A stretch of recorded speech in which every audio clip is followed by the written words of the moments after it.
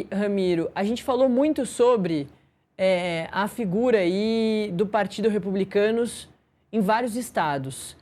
Por quê? Porque no dia do PL, no sábado, o Tarcísio de Freitas, governador de São Paulo, recebeu Javier Milei, foi até o palco do Flávio Bolsonaro, fez um dos maiores discursos do Flávio Bolsonaro, declarou seu voto lá. Beleza. No dia seguinte, o Ramiro foi lá e trouxe várias imagens pra gente dos cartazes do Ronaldo Caiado, que é do PSD, coladinho, rostinho colado com Tarcísio de Freitas, que não foi. Afinal de contas, no dia anterior estava falando que o seu candidato à presidência da República é outro. E tem uma situação parecida no Rio de Janeiro, que a gente estava falando agora, o Ramiro, porque Eduardo Paes é do PSD, mas não está com Caiado, vai estar com Lula muito provavelmente. É isso que deixa também a política brasileira tão complexa, até para o entendimento da nossa audiência. Muito bom dia, Ramiro. Bom dia, Natália. Bom dia a todos que nos acompanham no Metrópolis. Realmente, a gente estava falando sobre essas alianças, né, no fim de semana. O Ronaldo Caiado acabou fazendo lançou essa campanha sem nenhuma aliança, né? Fez uma chapa puro sangue. Até eu trouxe aí uma matéria, quem quiser olhar no portal metrópolis.com, que foi dito ao Zema. Houve uma época que ele fez uma sondagem ali para que o Zema ser vice do Caiado, né? Os dois são amigos e tal, teria rolado essa conversa, mas nunca virou nada oficial. E aí acontece que o PSD, né, o Caiado, teve o presidente nacional do PSD, o Gilberto Kassab, como vice. E o Kassab, ele tem uma habilidade nos bastidores muito grande, né? E ele consegue trazer muita gente para o palanque, mas aí geram essas confusões que você estava falando aí, né, Natália? Inclusive, assim, o que se fala no Palácio dos Bandeirantes ali, que é a sede do governo paulista, que foi justamente uma foto dessa aí, como a gente está vendo, do Tarcísio colado ali ao Caiado, que fez com que ele não quisesse nem ir, assim, que ele definisse que não iria ir, né? Eu acho que ele estava precisando de uma desculpa, né? Afinal de contas, ele apoia o Flávio Bolsonaro, mas aí foi a desculpa perfeita, né? O PSD lançou aí nas redes sociais uma foto do Tarcísio ao lado do Caiado e acabou fazendo com que ele tivesse uma desculpa para não ir. Lembrando que o Gilberto Kassab, que agora vai ser vice do Caiado, foi secretário do governo Tarcísio até o início desse ano, né? Então ele passou os 3 primeiros anos do governo numa pasta, né? Comandando uma pasta muito importante, que era a articulação com os municípios paulistas e tal.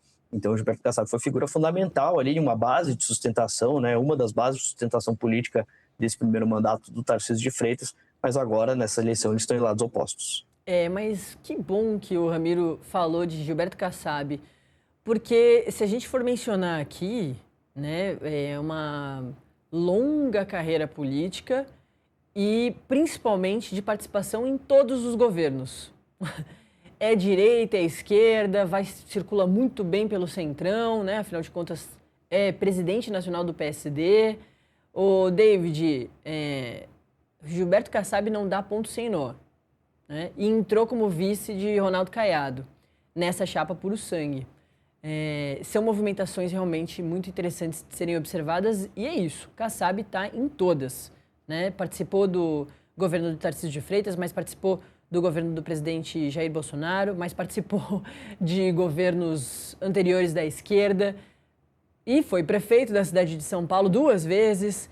Enfim, é um político desses vários experimentados que a gente tem no pleito para 2026.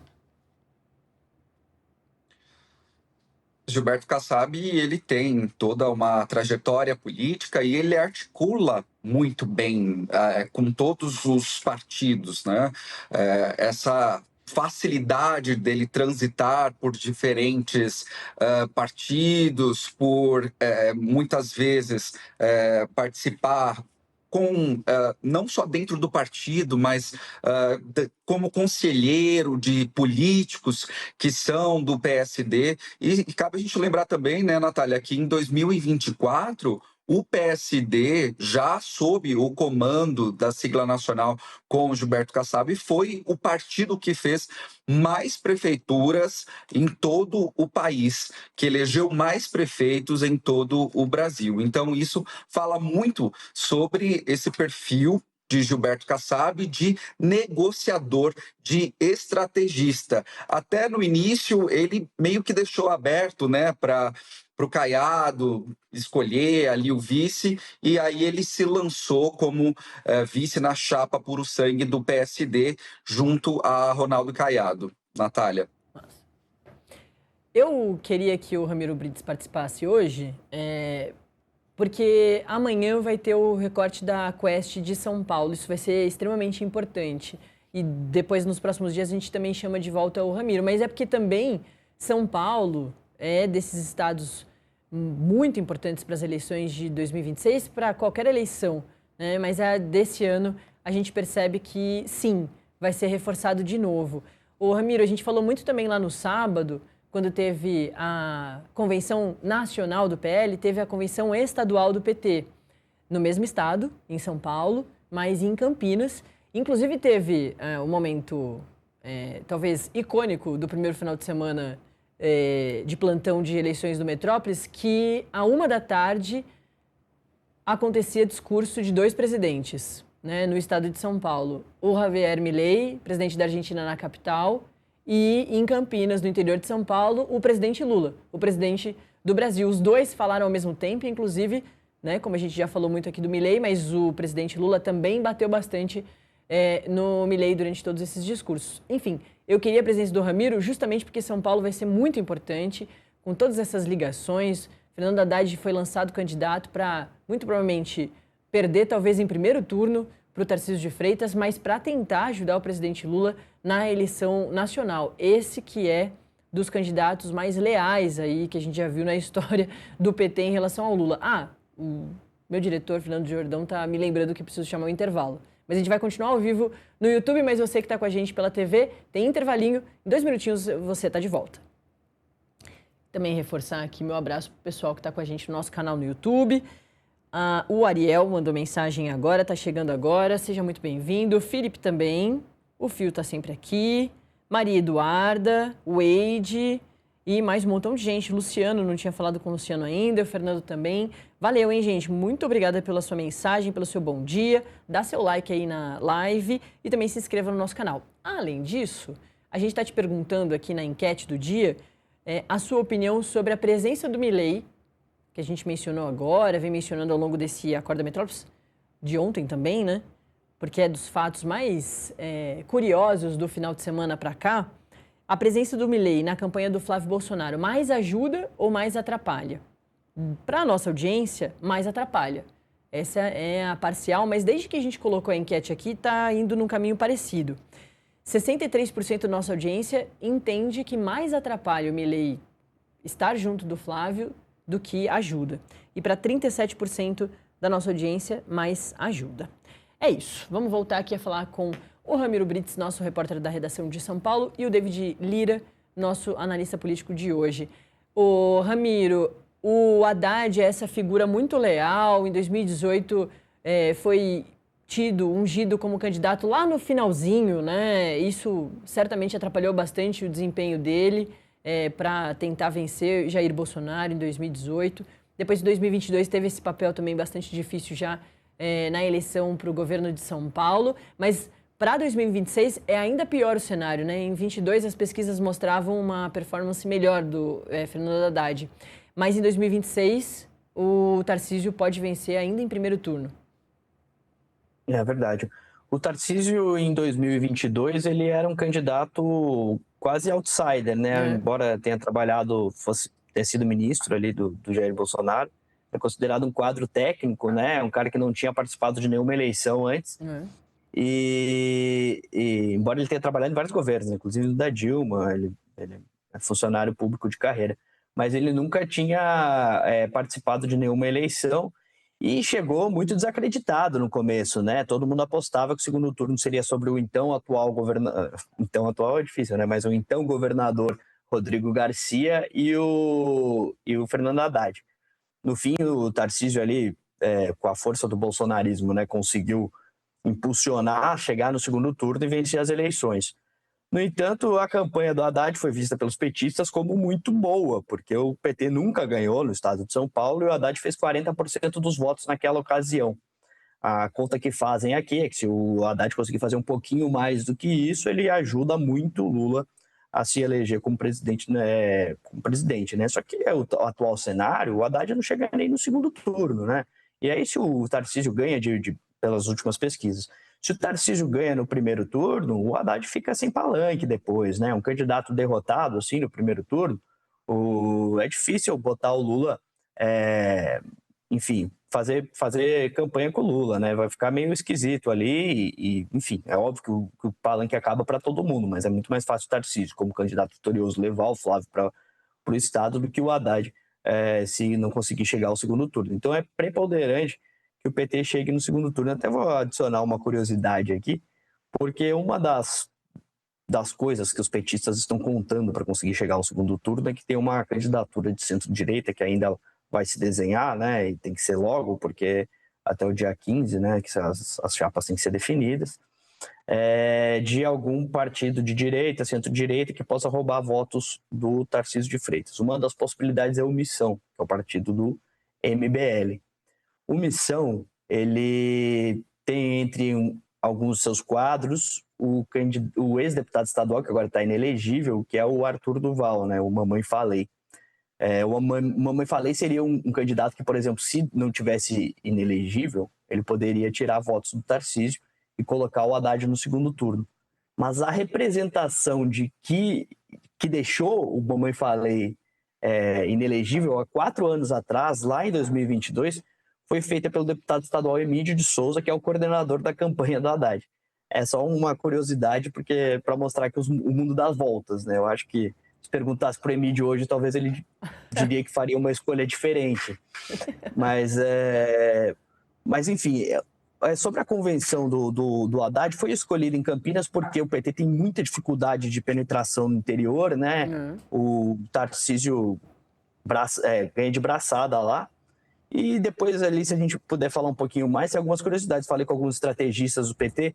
Tem uma história que eles botaram o palco lá embaixo e deixaram o povo em cima. Olha, como vocês podem ver aí, eles deixaram a população em cima.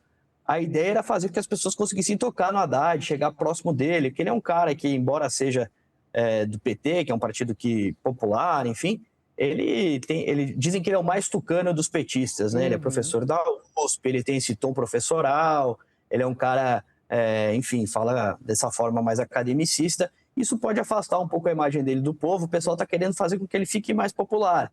Então fizeram esse palco aí, próximo do pessoal, que ele pudesse tocar em todo mundo. É uma das coisas que vai ser a tônica da campanha do Lula, né? Mas o Lula tem todo esse apelo popular. E aí eles querem que o Haddad também consiga surfar essa onda, né? É um pouco mais difícil, né? Ele é um pouco acadêmico demais, talvez, para chegar na população.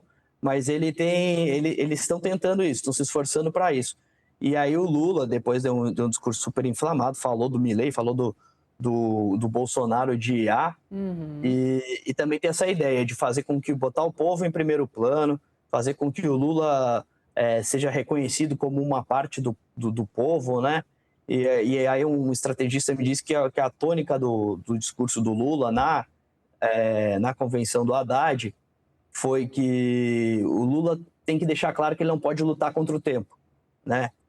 Ele está com 80 e poucos anos, todo mundo sabe, mas que ele é o único que pode representar o povo como se fosse uma das... fizesse parte do povo e o povo fizesse parte dele, né? Até lançaram um jingle aí, né, baseado naquele rap do Silva, dizendo que o Lula é só mais do Silva e tal, justamente para mostrar que ele faz parte da população. E aí agora, final de semana que vem, tem a convenção do PT Nacional, né, aqui em São Paulo também. Pois é, a convenção do PL foi aquela coisa megalomaníaca, né? Presidente da Argentina discursando, o maior discurso da tarde, o mais assistido. Depois quero ouvir o Ramiro também sobre isso. Na hora que chegou ali o Flávio Bolsonaro, metade da arena já tinha sido esvaziada. Até o Samuel Puncher, que estava junto do Ramiro Brits nessa cobertura, conversou com o Valdemar da Costa Neto, presidente do PL, que disse que estava muito longo, que as pessoas foram desistindo. E realmente durou 4 horas toda a cerimônia, porque é isso, teve discurso do presidente da Argentina, teve IA do Bolsonaro, do Jair Bolsonaro, teve o primeiro-ministro de Israel, o Benjamin Netanyahu, teve vídeo de Carlos Bolsonaro, que não quis participar presencial, foi para os Estados Unidos, Eduardo Bolsonaro também, as filhas do Eduardo Bolsonaro teve vídeo da Michelle Bolsonaro, então teve vídeo de um montão de gente, mas uma convenção muito organizada, com trilha sonora para todos os momentos, né? Chegava ali o locutor, ia falar uma situação um pouco mais triste, Jair Bolsonaro preso, aí a trilha sonora diminuía, ficava triste. Aí depois, Jair Bolsonaro como o grande líder, que segue vivo, as ideias dele estão vivas, ele está preso, mas tudo está aí nas ruas, aí a trilha sonora subia. Enfim, foi uma convenção muito organizada, pomposa, né? Cheia. Vamos ver como vai ser a convenção do PT. Ô, David, lá no sábado, com essa do Haddad que a gente estava vendo, acho que também é importante da gente destacar, além desse ponto fundamental que o Ramiro trouxe, das simbologias, né? O Haddad no meio do povo, né? Inclusive nessa imagem parece que ele está ali no mesmo andar da galera, nesse formato de anfiteatro. Mas, sim, as pessoas foram de vermelho, né, os eleitores, mas toda a arte ali, a identidade visual da campanha, tem pouco vermelho, tem pouca estrela do PT, tem muito Marina Silva, muito Simone Tebet, Márcio França, Geraldo Alckmin e tem, claro, Lula. Mas tem um pouquinho desse afastamento daquele vermelhão, da esquerda mesmo, e a figura do Haddad já ajuda nisso, como também o Ramiro pontuou. Então também tem todo um trabalho do PT aí em São Paulo para tentar deixar o Haddad menos vermelho. Eu preciso chamar mais um intervalinho e eu já volto para ouvir a opinião do David Lira. É isso, hein? Tem mais um intervalinho, o último do Acorda Metrópolis, para você voltar em 2 minutinhos e continuar muito bem informado.